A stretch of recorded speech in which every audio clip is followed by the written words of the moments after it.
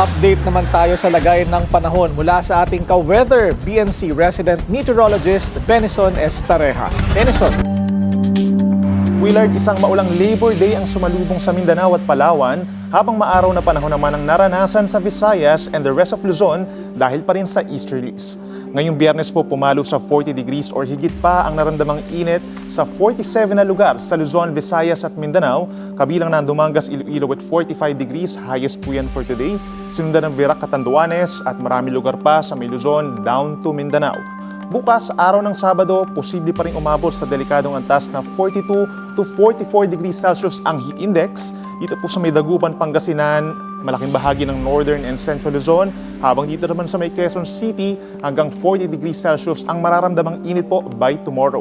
Ka-weather, ngayong long weekend, siguruhin pa rin na may baon kayong tubig, pamipay at payong tuwing lalabas ng bahay, sakaling tumirik ang araw sa tanghali or umulan ng malakas sa hapon at gabi.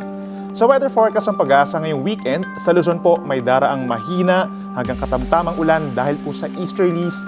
Dito sa may areas po ng Bicol Region, Quezon, Mindoro Provinces at Marinduque, mula po Sabado yan ng umaga hanggang Linggo ng gabi.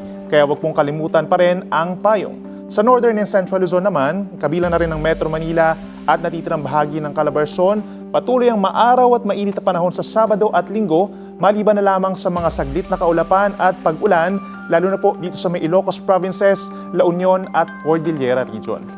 Sa bandang Visayas, Mindanao at Palawan, Sabado pa lang ng umaga, may aasahan na pong mahihinang ulan dito sa may Eastern Visayas at bahagi ng Caraga Region and Zamboanga Peninsula.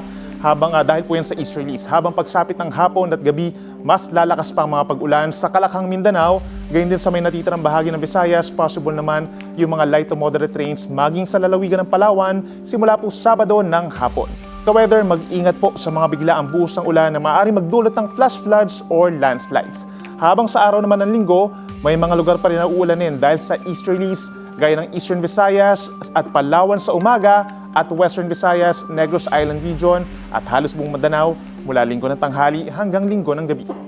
Ka-weather, ngayong buwan po ng Mayo magpapatuloy pa rin ng mainit at maalinsangan na panahon na dala ng easterlies or silanganin.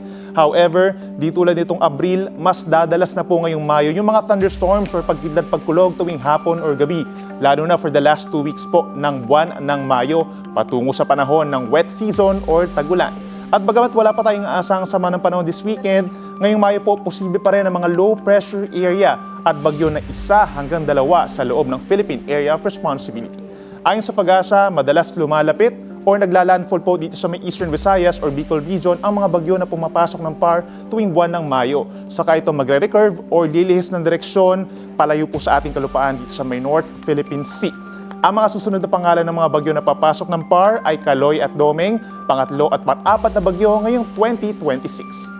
At yan muna napapanong balita ngayong Biyernes. Ako inyong ka-weather Benison Estareja na nagsasabing, ang swerte darating sa tamang panahon.